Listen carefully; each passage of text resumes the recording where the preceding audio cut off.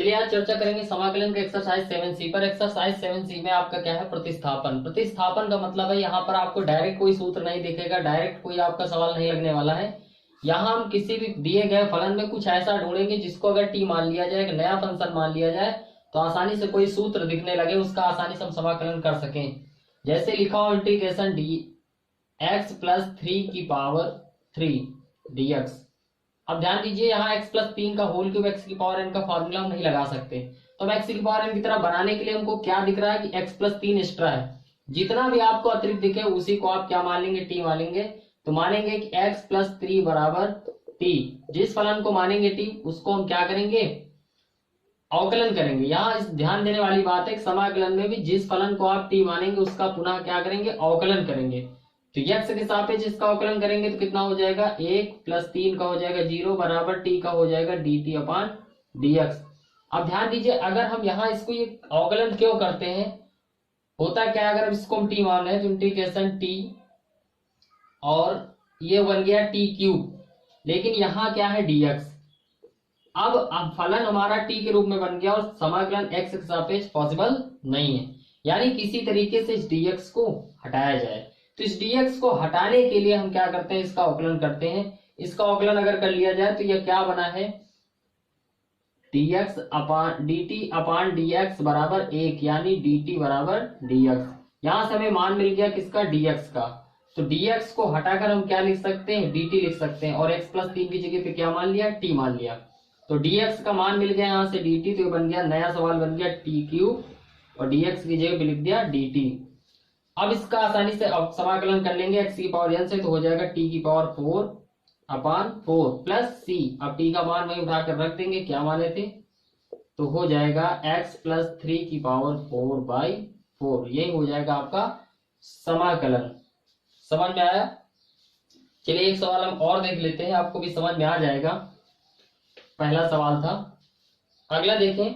जैसे लिखा है ax प्लस b की पावर 4 इंटीग्रेशन dx। अब फलन आपको x के रूप में दिया है, इसका समाकलन करना है। तो फिर उसी तरह हमको क्या दिख रहा है, इतना एक्स्ट्रा दिख रहा है, तो ये एक्स्ट्रा दिख रहा है, तो इसको क्या मान लेंगे, t मानेंगे। किसको t मानेंगे, ax प्लस b बराबर t। और जिसको t मानते हैं उसका क्या करते हैं, अवकलन। x के सापेक्ष अवकलन करेंगे तो a का हो जाएगा a, x का हो जाएगा 1 प्लस b का हो जाएगा 0 बराबर ये हो जाएगा t के साथ x के सापेक्ष dt अपान dx। तो हमको जरूरत किसकी पड़ती है, dx को हटाना होता है, क्योंकि हमारा फलन अगला t के रूप में बन जाता है और x के सापेक्ष समाकलन संभव नहीं है। इसलिए हम dx को हटाने के लिए dt लाएंगे, तो dt का मान यानी यहाँ dx का मान निकालेंगे। तो ध्यान दीजिए यहाँ से dx बराबर निकाल लिया जाए तो कितना हो जाएगा, dt dx इधर लेंगे, a बटे में चला जाएगा a। ठीक है, तो यहाँ से मिल गया dx बराबर dt अपान a। अब ध्यान दीजिए हम नया सवाल बनाएंगे। अब इंटीग्रेशन ax प्लस b को क्या माना है, t की पावर 4, dx को हटाएंगे क्या आ जाएगा, dt/4 नियतांक बाई a नियतांक है, हम इसको बाहर कर लेंगे 1/a के रूप में।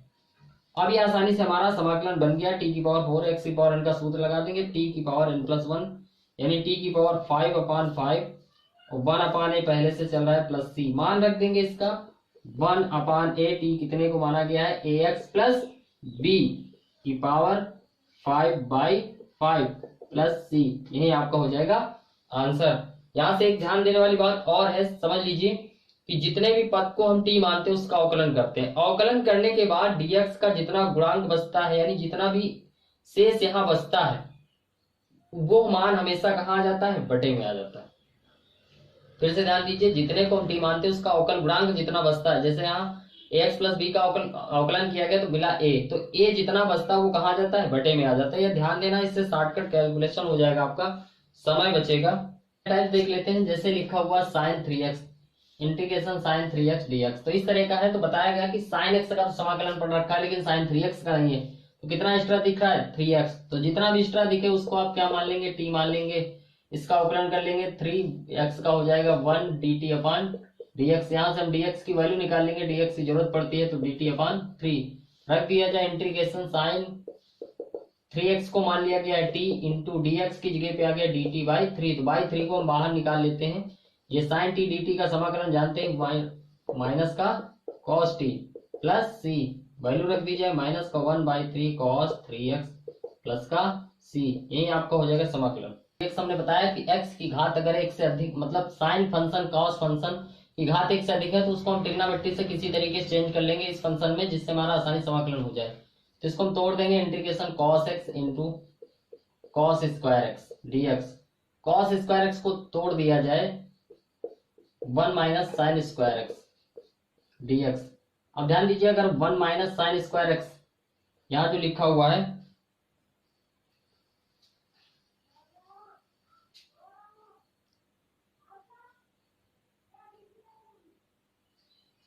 अगला स्टेप देखिए, ये जो लिखा हुआ है cos x into 1 minus sine square x, हम अंदर गुणा कर देंगे तो इंटीग्रेशन हो जाएगा cos x dx, एक पद बन जाएगा, माइनस का ये गुणा हो जाएगा integration cos x into sine square x dx। दोनों का अलग अलग करना है तो cos x का समाकलन आप आसानी जानते हो जाएगा, क्या हो जाएगा sin t यानी sin x माइनस, अब यहाँ देखिए दो पद है तो अभी गुणा करने हम लगाएंगे नहीं, हमें हमेशा एक दूसरे का एंटी दिखता है, हमेशा अधिक घात वाले को हमें टी मानते हैं क्योंकि अवकलन करना पड़ता है, अवकलन में हमेशा कम घात आती है। तो हम क्या करेंगे, साइन एक्स को मान लेंगे टी, तो माना साइन एक्स बराबर टी, तो इसका अवकलन हो जाएगा कॉस एक्स डी एक्स बराबर डी टी। निकाल लेंगे यहाँ से, कॉस एक्स बराबर D T upon D x हो जाएगा, डीएक्स इधर लाएंगे क्योंकि हमारे पास कॉस एक्स डी एक्स दोनों है, तो कॉस एक्स डी एक्स की जगह क्या लिख सकते हैं, डी टी लिख सकते हैं। तो इंटीग्रेशन ये बन गया, साइन की जगह पे हमने लिख दिया टी, टी स्क्वायर, और कॉस एक्स डीएक्स की जगह क्या लिख दिया, डी टी। आपको यहाँ देखना है कितना अधिक से अधिक हमारा रिप्लेस हो सकता है इस अवकलन के द्वारा, तो आसानी से इसको कर दिया जाए तो हो गया साइन एक्स माइनस इसका हो जाएगा t cube by 3 plus c, value रख दिया जाए तो हो जाएगा साइन एक्स माइनस टी मान रख दिया जाए, साइन का हो जाएगा तो sine cube x by 3 plus c, ये आपका हो जाएगा आंसर। क्वेश्चन देखिए, लिखा हुआ है e की पावर 3x प्लस 4dx, तो e की पावर 3x प्लस 4dx करना क्या है कि e की पावर t का फार्मूला पढ़ा है e की पावर t का, लेकिन t की जगह पे एक्स्ट्रा दिख रहा है, बताया जितना भी एक्स्ट्रा दिखे उसको आप क्या मान लेंगे, t मान लेंगे। तो माना 3x प्लस 4 बराबर t, इसका अवकलन कर लेंगे 3 इंटू 1 प्लस 4 का हो जाएगा 0 बराबर t का करेंगे dx dt अपान dx। हमें जरूरत है dx की, तो यहाँ से dx की वैल्यू निकाल लें, केवल dx बराबर हो जाएगा dt बाई 3, वैल्यू चेंज कर लिया जाए, नया सवाल बन जाएगा e की पावर t इंटू dx की जगह पे हो जाएगा dt बाई 3, तो 1/3 बाहर कर लें। हमको पता है e की पावर t का समाकलन जो होता है वो e की पावर t ही होगा, और प्लस c मान रख देंगे, e की पावर t की वैल्यू है 3x प्लस 4 प्लस c, यही आपको। अगला क्वेश्चन देखते हैं, लिखा है integration under root 5 minus 7x dx, इसको भी सापेक्ष समाकलन करना। देखिए अंडर रूट का कोई फार्मूला नहीं, हम क्या बनाएंगे इसको x की पावर n, लेकिन x तो दिख नहीं रहा, तो जितना एक्स्ट्रा दिखेगा उसको क्या मान लेंगे t, तो इसका मान लिया जाए -5 माइनस 7x बराबर t, और जिसको भी t मानेंगे उसका अवकलन करेंगे तो इसका हो जाएगा 0, माइनस का 7 गुणे x का हो जाएगा 1, और इसका हो जाएगा dt अपान dx। हम किसका मान निकालेंगे, यहाँ से dx का मान निकालेंगे, तो dx बराबर हो जाएगा माइनस का dt अपान 7, ये माइनस इधर चला जाएगा। अब हम नया सवाल बना लेंगे, इंटीग्रेशन अंडर रूट ये बन गया, इसको माना गया t इंटू dx की जगह पे क्या मिल गया, माइनस का dt बाई 7। अब इसको लिख लिया जाए, नया सवाल बना लिया जाए, t की पावर 1/2 इंटू dt, और माइनस का 1/7 बाहर कर लें। अब इसका आसानी समाकलन कर लिया जाए x की पावर n से, तो हो जाएगा माइनस का 1/7 x की पावर n प्लस 1 अपान n प्लस 1, यानी माइनस का 1/7 t की पावर 3/2 अपान 3/2, ये 2 ऊपर चला जाएगा तो हो जाएगा माइनस का 2, और 7 और 3 का मल्टीप्लाई हो जाएगा 21 इंटू टी की पावर 3/2, टी की वैल्यू रख दीजिए तो हो जाएगा माइनस का 2/21, वैल्यू हो जाएगी 5 माइनस 7x की पावर 3/2 और प्लस का c। आसानी से कर लेंगे, अब बस एक ही नया चीज यहाँ आया है, टी मानना पड़ेगा, बिना टी माने आपके समाकलन नहीं लगेंगे। चलिए अगला क्वेश्चन देखते हैं, लिखा हुआ इंटीग्रेशन 1/3x प्लस 1dx, हमको पता है कि 1/x का फार्मूला होता है 1/x dx का फार्मूला होता है log x, लेकिन यहाँ x नहीं दिख रहा, तो जितना भी एक्स्ट्रा दिख रहा है उसको क्या मान लेंगे, t मान लेंगे। तो माना 3x प्लस 1 बराबर t, और जिसका अवकलन कर लेंगे तुरंत तो हो जाएगा 3, इस 1 का हो जाएगा 0, ये हो जाएगा dt अपान dx। अब डायरेक्ट कर रहे हैं तो dx की वैल्यू मिल गई dt बाई 3। अब यहाँ पुटअप कर दिया जाए, इंटीग्रेशन 1/3x प्लस 1 को मान लिया गया t इंटू dx की वैल्यू यहाँ से निकाल लिया अवकलन करने के बाद, तो मिल गया dt बाई 3, 1/3 बाहर कर ले, इंटीग्रेशन 1/t dt और 1/t का समाकलन क्या होता है, log t, तो हो गया 1/3 log t। log में मॉड ऑफ भी लगा सकते हैं, t की वैल्यू रख दिया जाए प्लस c हो जाएगा, तो 1/3 log t की वैल्यू है 3x + 1, 3x + 1 + c, यही हो जाएगा आपका। चलिए अगला क्वेश्चन देखते हैं। अगला क्वेश्चन लिखा हुआ है इंटीग्रेशन 1/√25 - x²। ध्यान दीजिए, अब यहाँ से जितने भी सवाल आएंगे आपको रूट की तरह इस तरह दिख रहे हैं, इस तरह के सवाल हम पीछे पढ़ चुके हैं। तो इसका फार्मूला हम याद करेंगे कि हमने पढ़ रखा है। इस तरह के जितने भी है 1/√1 - x² बराबर होता है साइन इनवर्स x। ध्यान दीजिए, इस तरीके से जितने भी फार्मूले हम प्रयास करेंगे कि sine inverse x, cos inverse x, tan, cot, जो भी इनवर्स फंक्शन में कि उस तरह का सूत्र दिखाई दे। तो हमें दिख रहा है समथिंग -x², यानी यहाँ 25 की जगह पे अगर 1 हो जाए तो हमारा 1 - x² की तरह दिख रहा है। इस तरीके से हम सारे सूत्र बना लेंगे। क्या होगा कि यहाँ जितना भी 1 दिखने के लिए हम यहाँ इसको कॉमन कर लेंगे। तो कॉमन करेंगे 25, तो रूट के बाहर आ जाएगा 5, तो 1/5 पहले ही बाहर कर ले, 1/√25 कॉमन लेंगे तो यहाँ बचेगा 1 माइनस, यहाँ बचेगा x/25, और x²/25 को हम लिख सकते हैं x/5 का होल स्क्वायर dx। अभी ध्यान दीजिए, 1 - x² की तरह दिखने के लिए x/5 एक्स्ट्रा दिख रहा है, तो जितना एक्स्ट्रा दिखेगा हम उसको क्या मान लेंगे, t मान लेंगे। तो x/5 बराबर t मान लिया जाए, इसका अवकलन करेंगे तो हो जाएगा 1/5 बराबर dt/dx। यहाँ से हम dx की वैल्यू निकालेंगे क्योंकि हमारे पास केवल dx है। या ध्यान से कि देखिए हमारे पास 1/5 dx भी है, तो 1/5 हम dx की जगह पे क्या लिख सकते हैं, सीधा सीधा dt लिख सकते हैं, 1/5 dx बराबर dt। तो 1/5 dx बदल गया dt में, और ये बन गया 1/√1 - t², वैल्यू रख दिया जाए। अब ये देखिए बिल्कुल सूत्र बन गया 1/√1 - t² dt। क्या लिख देंगे इसको, साइन इनवर्स t। अब sine inverse t + c, t का मान रख देंगे, तो साइन इनवर्स x/5 + c, यही आपका हो जाएगा आंसर। चलिए अगले क्वेश्चन की तरफ चलते हैं। अगला क्वेश्चन लिखा हुआ इंटीग्रेशन 1/√3 - x²/4। बहुत से बच्चे प्रॉब्लम कर लेते, प्रॉब्लम हो जाती, कहते हैं कि ये इस तरह के सवाल हमसे लगते नहीं है, रूट नहीं बनता है ना होल स्क्वायर बनता है। तो कोई भी दिक्कत की बात नहीं, आप जितना प्रोसेस बताया गया बस वही देखिए 1 - x² की तरह दिखना चाहिए, या जो भी सूत्र है 1 - ही समथिंग दिख रहा है तो यहाँ 1 आना चाहिए। तो 1 आने के लिए 3 कॉमन किया जाए, 3 आप कॉमन करेंगे तो बाहर आ जाएगा √3, यानी 1/√3 हम बाहर कर लेते हैं। 1/, यहाँ से 3 कॉमन लिया गया तो बचा 1 माइनस का, अब यहाँ नहीं है तो भाग चला जाएगा, तो x²/3 से और बुरा हो जाएगा, 4 3 12। अब देखिए 12 किसी का वर्ग नहीं, लेकिन हमें वर्ग बनाना है क्योंकि हमें x यानी 1 - x² की तरह दिखना चाहिए। तो 12 को हम क्या लिख सकते हैं, √12 का होल स्क्वायर। कोई दिक्कत, 12 ही लिखा है ना। अब ये dx, अब क्या मान लेंगे, अब देखिए कितना एक्स्ट्रा दिखा हमें, अब इसको हम लिख सकते हैं x/√12 का होल स्क्वायर। अब इसको हल कर लिया जाए तो 1/√3 इंटीग्रेशन 1/√1 - x/√12 का होल स्क्वायर dx। तो कितने को t माना जाए, x/√12 को हम क्या मान लेंगे, t।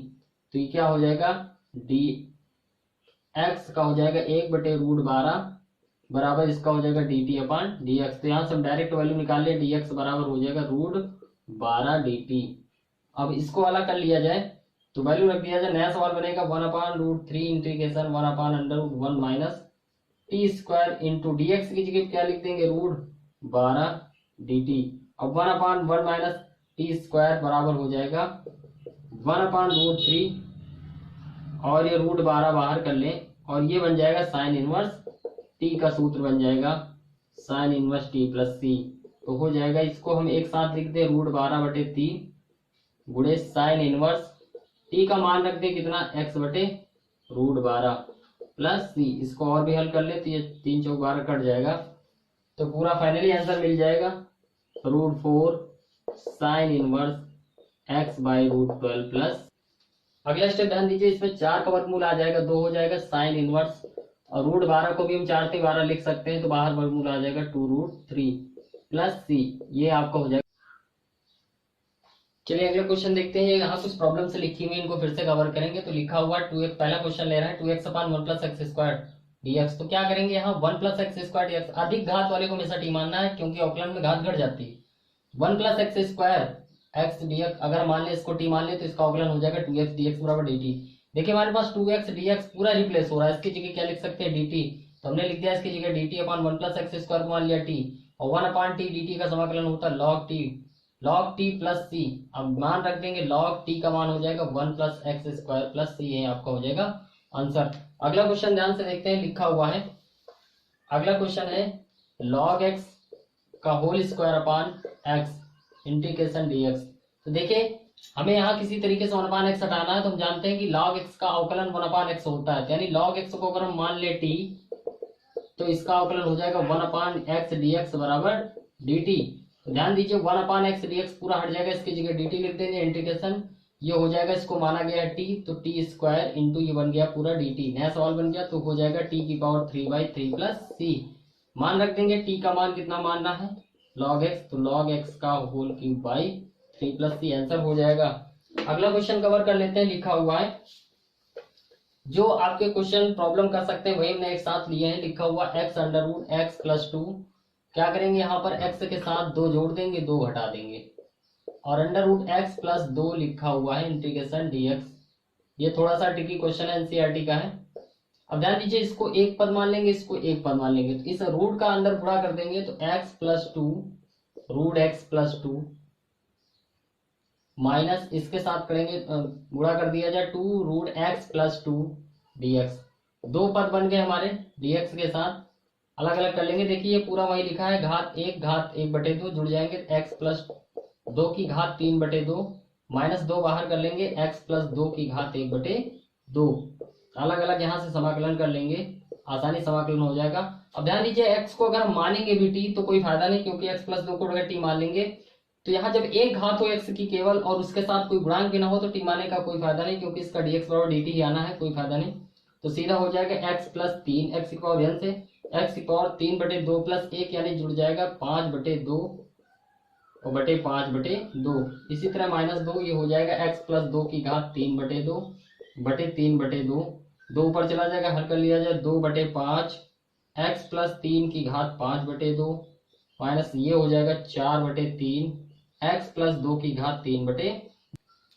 अगला क्वेश्चन ध्यान दीजिए, ध्यान से देखिए, तो हम जानते हैं कि हम यहाँ ट्रिग्नोमेट्रिक फंक्शन को पूरा हटा नहीं सकते, इसलिए इसके साथ रूट एक्स को हटा सकते हैं, इसको टी मान लिया जाए। तो अगर मान लिया जाए रूट एक्स बराबर टी मान ले तो इसका अवकलन हो जाएगा 1/2 रूट एक्स dx बराबर dt। हमारे पास है 1/√ x dx, इतना हटा दिया जाए तो हमारे पास ये मिल जाएगा dx अपॉन रूट एक्स, एक तरफ रख लें और इसका मान मिल जाएगा 2 dt। हमारे पास जितना उतना ही ये रोक ले, बाकी सब 75 करके हम मान निकाल लेंगे dx का।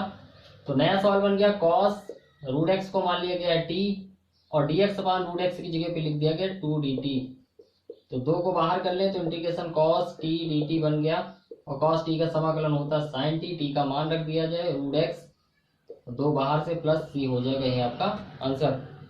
अगला क्वेश्चन हम कवर कर लेते हैं। अगला क्वेश्चन लिखा हुआ है 1 plus x square upon x square into 1 plus x square. इस तरह के सवाल हम पीछे लगा चुके हैं। ध्यान दीजिए हम चाहते हैं किसी तरीके से हट जाए, कोई सूत्र बन जाए, तो इसको करने के लिए हम एक देखिए 1 प्लस एक्स दिख रहा है, तो यहाँ 1 प्लस एक्स दिख रहा है, यहाँ एक्स स्क्वायर दिख रहा है, यानी 2 पद हम मान लेंगे, पहला पद बटे लघुत्तम, तो 1 प्लस एक्स बटे x square into 1 plus x, दूसरा पद बटे लघुत्तम यानी एक्स स्क्वायर बटे x square into 1 plus x, ये पूरा एक साथ हो जाएगा अलग अलग dx।